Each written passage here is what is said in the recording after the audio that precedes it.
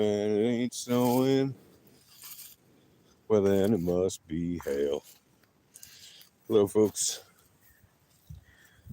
Coming to you live from the northern part of Israel. The northern part of Israel? Yeah, northern Israel. It is hailing here, actually, at the moment. A very light hail being pelted. It's like being pelted with a bunch of little slowly falling BBs made of frozen water. And we do get hail here sometimes. Why am I telling you this? Well, it's a new dawn. It's a new day. It's a new time for enjoying the hail, right? Which will quickly turn shortly to rain because I don't think there's any snow in the forecast here. Hey, cat. Hey, buddy. How you doing? Good cat. Yes, good cat. See you later. One of the friendly cats that likes to say hello and greet and wave his little paw. So anyway, what is this video about? Well, other than to tell you that it's hailing in northern Israel, which is a relatively unusual event in this neck of the woods. Although there are places where it does hail relatively frequently, at least every year, and even we get snow in Israel every year, right? Like on the Golan Heights up in the Hermon Mountains, which are up on the Golan Heights, we do get snow pretty much every year. There's been some years here and there where maybe they at best got a little dusting, but usually they get enough snow to ski on, at least at the ski resorts. And look at that. Hi. And what else can I tell you about northern Israel? Well, usually, like most of the country lives in the lowlands, meaning most of the population lives in the lowlands by the sea or at elevation levels not much higher than the sea. And obviously some people live up on the hills and some live up on the mountains, but there aren't that many mountains. There's a bunch of big hills in Israel. There are a bunch of big hills. There's a bunch of hills that are big enough to deceive people to think, oh, that's a mountain. But no, it's technically just a hill, if you go by the classical definition of what an actual mountain is versus what a hill is.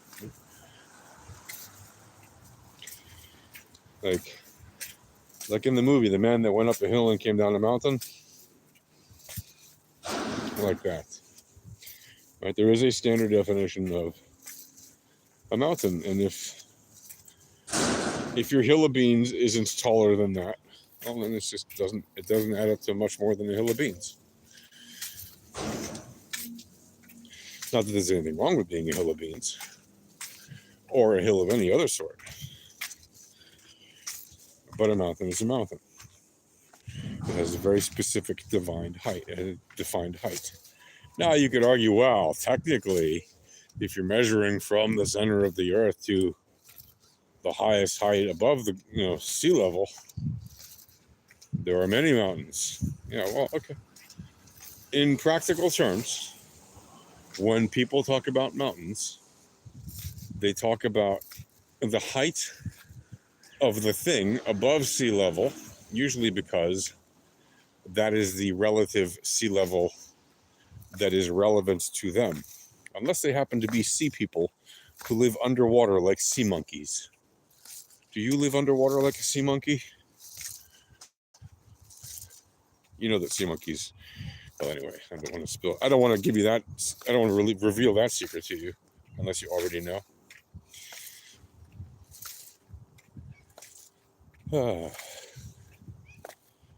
I know. Some will say it's just. But yeah, so a mountain that people refer to typically. And yes, we know there are mountains. The tallest mountain on Earth is not Everest, right? Yeah, we know that because there's mountains that go way deeper underwater. We get that. But the mountain in the practical day-to-day life, if you are living in a country on land and you look up at the mountain in your land, typically what matters to you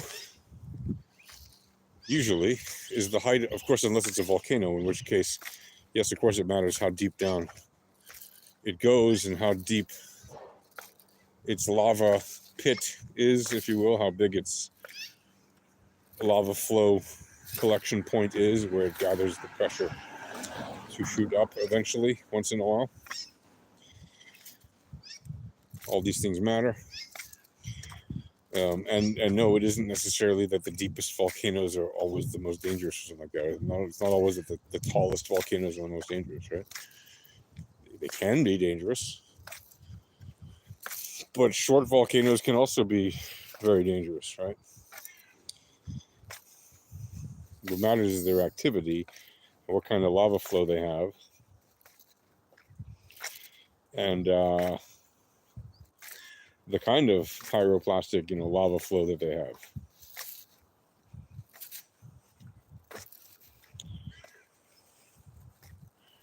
One of the most interesting pyroclastic flows that I know of, just based on the name, and if you don't know it, I really recommend you go and Google it, is the kind very commonly found in Hawaii, actually. It's a cool name. It's very long. Go look it up. You'll have fun. Just search up what is the Hawaiian pyroclastic lava flow name. I'm sure you'll find that. I learned that way back in, I don't know, geology or something, or earth sciences, way back in the day. I think it was geology. Anyway, so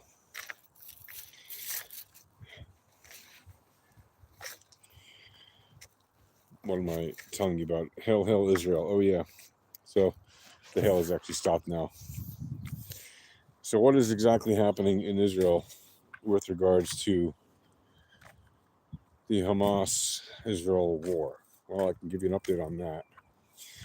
Given the state of the people who have been released by Hamas during this phase of the ceasefire, given that some of them came out looking quite starved, and all of them, except for one, all of them were paraded around these frankly deplorable, ridiculous scenes, as PR objects, basically. Like one of them was forced to kiss the head of two of his captors while smiling. That happened on Saturday. And it was all for the camera, right? And the reason that they did it is so that the useful idiots in the world, in the Arab world and the Western world, by the way, would say, look, you see how the Israelis love their Hamas captors who are so kind to them.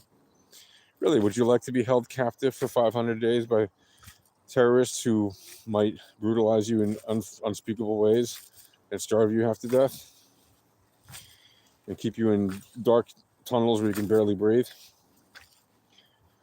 and not let you see anybody from the UN or the Red Cross or your family or your country or anything like that, and threaten to kill you at any time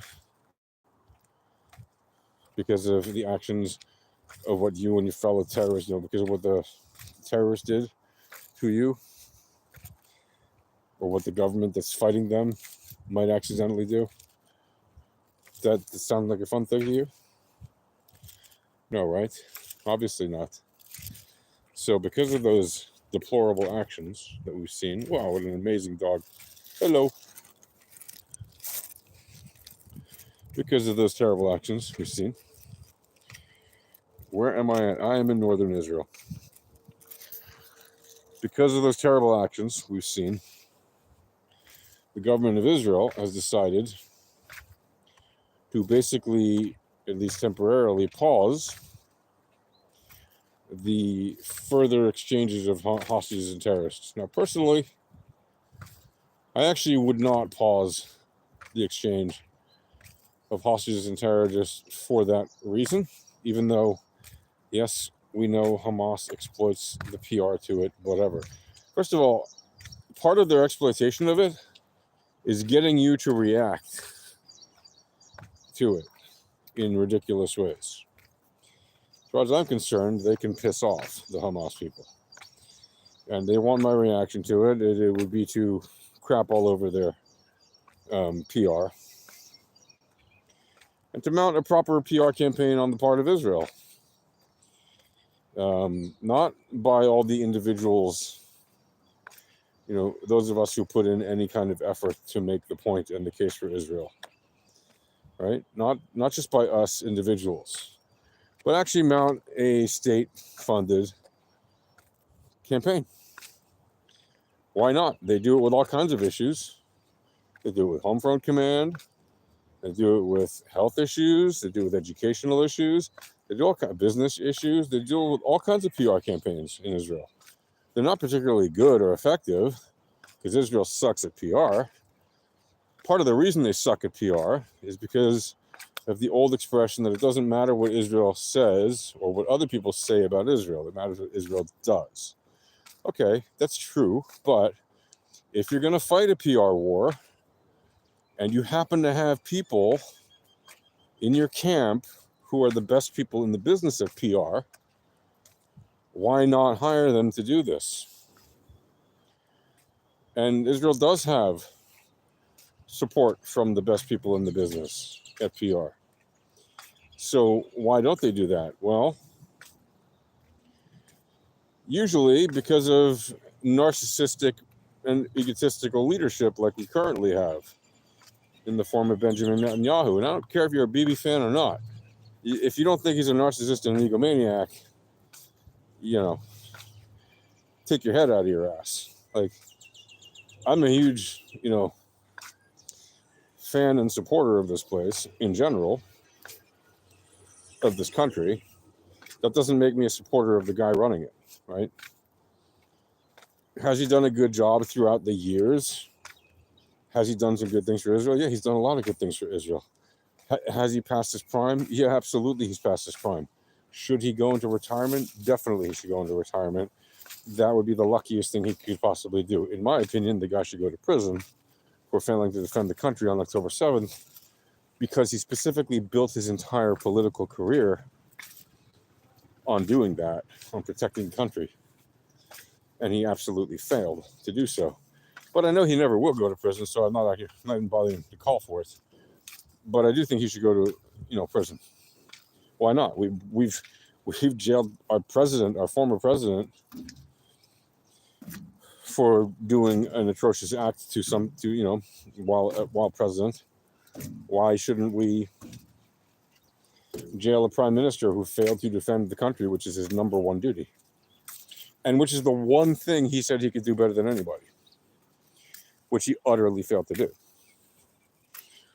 But again, I know it's never going to happen, so whatever. He should retire.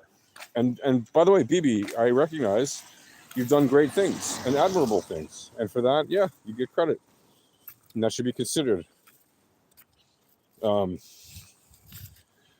Bibi did amazing things for this country. He got this country off of the habit of having most people be constantly in debt. Right? He got rid of the minus concept for a lot of people. And now most people have positive cash flow. Not everybody. And also this country lets people fall through the cracks, which is not good. And this country stigmatizes people, and this country does a lot of other bad things.